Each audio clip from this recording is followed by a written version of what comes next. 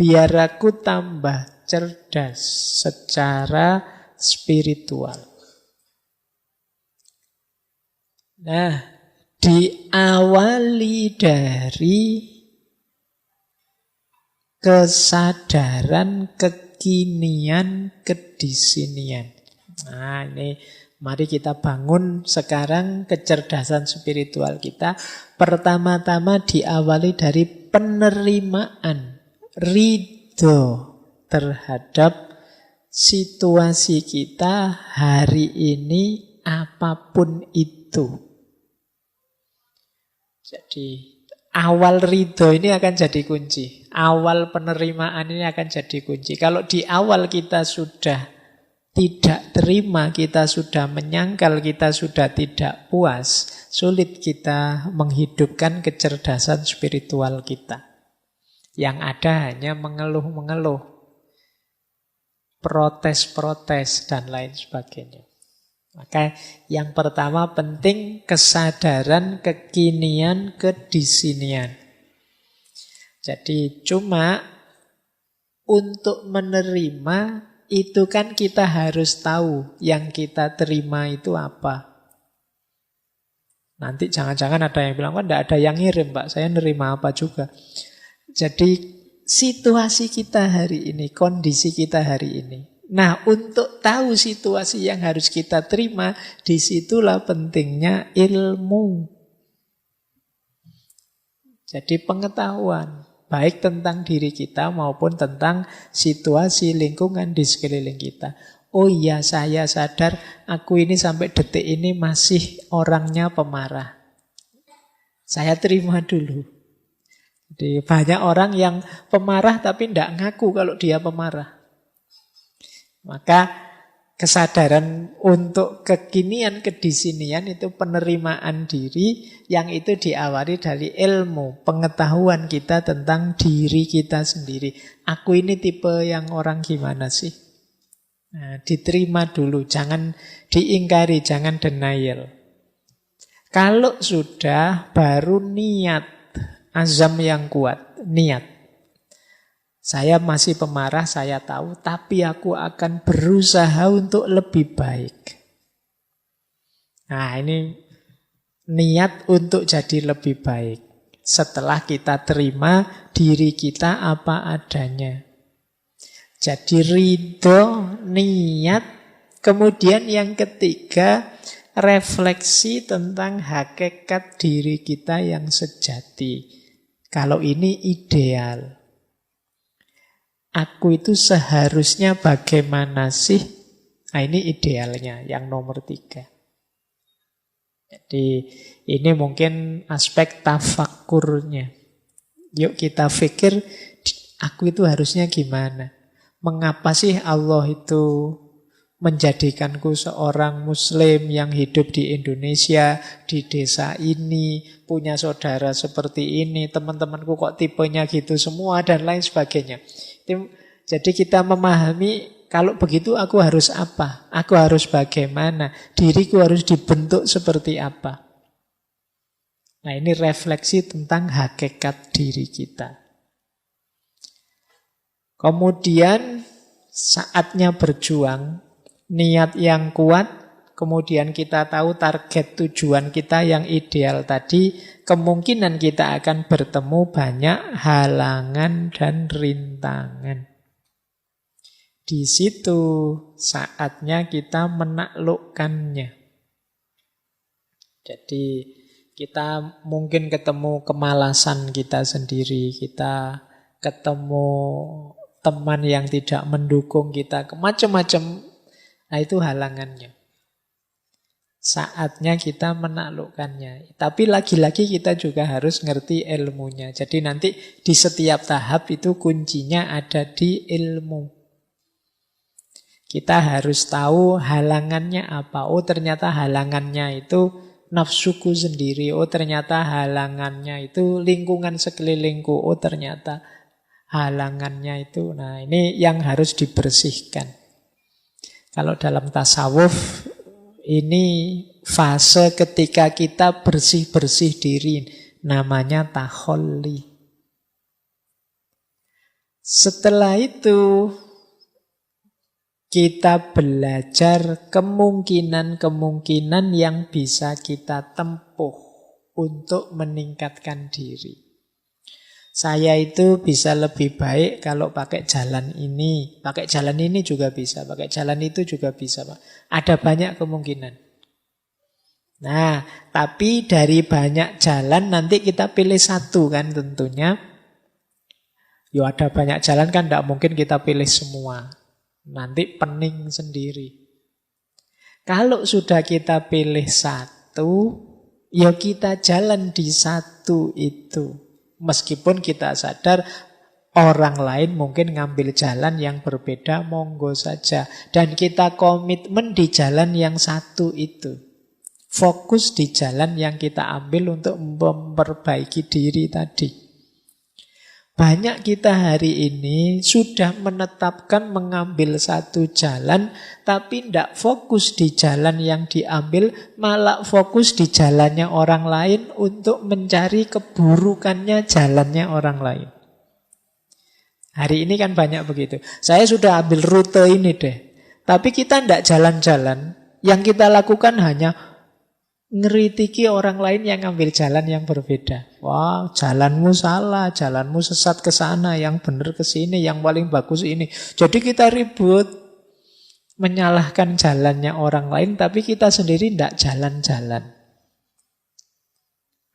di rute yang sudah kita ambil. Ini juga blunder. Jadi kita tahu yang baik yang mana, tapi tidak kita jalankan. Ini bagi saya blunder. Apalagi kemudian kerjaan kita hanya mengkritik kiri kanan orang yang berbeda dengan kita. Jadi makanya yang terakhir itu komitmen di satu jalan, meski tetap sadar ada banyak jalan yang lain. Nah, ini rute-rute untuk menghidupkan kecerdasan spiritual. Diawali dari kesadaran dan penerimaan, dilanjutkan dengan niat, kemudian merenungi hakikat, selanjutnya menyingkirkan halangan, mempertimbangkan macam-macam jalan, dan pada akhirnya berjalan. Ngambil satu rute yang kita tempuh untuk meningkatkan kapasitas spiritual kita. Kalau kita sukses, kita akan dapat 5 hal itu. Entah satu di antaranya, entah 2 di antaranya. Alhamdulillah kalau bisa 5 di antaranya. Kalau 5 ya berarti bukan di antaranya ya, 5-5-nya. Nah, namanya spiritual gift. Kalau ini mengikuti Dana Zohar tadi. Spiritual gift itu ada 5. Yang pertama, the gift of discernment. Jadi, kemampuan atau anugerah mampu mencerna. Jadi, anugerah mampu mencerna itu kemampuan kita untuk memahami. Itu anugerah. Kalau yang tadi diberi langsung pengetahuan oleh Allah, saya sebut laduni tadi, itu namanya the gift of knowledge, pengetahuan, anugerah yang kedua. Sebenarnya kita mampu memahami sesuatu itu sudah anugerah. Tidak usah menunggu jadi orang laduni yang tiba-tiba ngerti apa. Tidak, kamu bisa memahami sesuatu itu sudah anugerah. Banyak orang yang mati-matian ingin memahami, tidak bisa paham-paham. Itu anugerah. Loh, ngaji malam hari ini, itu ada yang pahamnya 10%, ada yang paham 20%, ada yang tidak paham belas ini ngomong apa sejak tadi. Loh, kemampuan memahami itu anugerah sudah. Jangan menunggu, Pak saya belum dapat ilmu laduni, berarti Allah tidak sayang saya level. Tidak, kamu bisa memahami saja, itu sudah anugerah spiritual yang luar biasa. Nah, ada level 2-nya anugerah apa? The gift of knowledge. Kalau ini pengetahuan, kalau itu ya mirip intuitif laduniah tadi kalau ini ya. Memang kadang-kadang kita kejar tidak dapat-dapat, tiba-tiba oleh Allah dianugerahi pengetahuan. Ini namanya the gift of knowledge. Kita baca-baca buku, tidak dapat ide. Lagi nongkrong di angkringan malah, wah ada ide baru nih. Itu namanya the gift of knowledge. Jadi bagian dari sayangnya Allah pada kita, spiritual gift. Yang ketiga, the gift of wisdom. Kalau ini lebih dalam daripada sekedar knowledge. Wisdom itu kemampuan kita menemukan hubungan antara pengetahuan dengan kehidupan nyata. Itu namanya wisdom. Jadi kalau tadi kan sekedar pengetahuan, kalau wisdom itu kita tahu pengetahuan ini pasnya digunakan, manfaatnya digunakan itu di mana, kapan, dalam situasi apa. Ini namanya wisdom. Jadi, makanya filsafat itu cinta kebijaksanaan. Love wisdom. Berarti dia tidak sekedar berhenti di kebenaran, tapi dia juga membahas bagaimana kebenaran ini pasnya digunakan. Kapan, dalam situasi apa, untuk apa. Nah, ada yang lebih dalam daripada wisdom, yaitu the gift of prophecy. Kalau ini bahasa literalnya nubuat. Kalau dalam Islam nubuah. Kalau ini secara umum biasanya diartikan orang yang punya profesi itu orang yang bisa membaca secara luas dalam segala sesuatu, tidak hanya di masa kini tapi juga di masa depan dan masa lalu. Ini orang yang mendapatkan anugerah profesi jauh lebih dalam daripada wisdom karena jangkauannya jauh lebih luas, lebih dalam, lintas waktu. Ini namanya profesi nubuah. Kalau dalam Islam jenisnya kenabian. Ada lagi yang lebih dari itu, namanya the mind of God. Kalau diterjemahkan letterluck itu seperti pikiran Tuhan. Ini orang hidup yang kalau bahasanya tasawuf itu kalau berjalan ya Tuhan jadi kakinya, kalau melakukan sesuatu Tuhan jadi tangannya, kalau melihat Tuhan jadi matanya. The mind of God. Orang yang keinginannya sudah selaras persis dengan keinginannya Tuhan. Ini lebih tinggi. Ini spiritual gift. Anugerah spiritual yang mungkin diperoleh orang yang cerdas secara spiritual. Dari level paling biasa namanya kemampuan memahami, sampai pengetahuan, sampai wisdom lebih tinggi, bisa sampai profesi, bisa sampai mind of God. Sufi-sufi tertentu itu kadang orang menyebutnya sampai di level mind of God. Baik, ya ini gambaran saja. Setelah tadi berusaha macam-macam, sekarang ada buahnya. Yuk, kita lanjutkan. Nah, kalau tadi buah dari sisi kapasitas spiritual, kalau ini buah dari sisi hidup konkret kita. Orang yang cerdas spiritual itu orang yang hidupnya pertama semangat dan seimbang.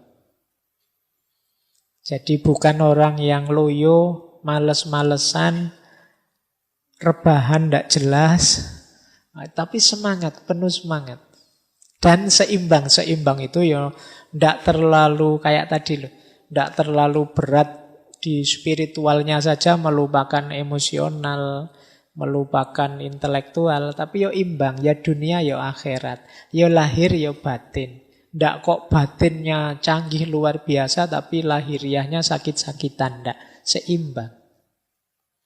Jadi semangat dan seimbang. Kemudian orang yang cerdas spiritual itu biasanya mampu mengontrol diri dan mengontrol emosinya. Karena saya bilang tadi ya, spiritual intelijen atau kecerdasan spiritual itu mengatasi semuanya. Jadi tidak mungkin orang cerdas spiritual tidak cerdas secara intelektual, tidak cerdas secara emosional. Pasti sudah ada di level tertentu dalam hal intelektual maupun emosional. Jadi dia pasti mampu mengontrol diri dan emosi. Kemudian reflektif dan introspektif.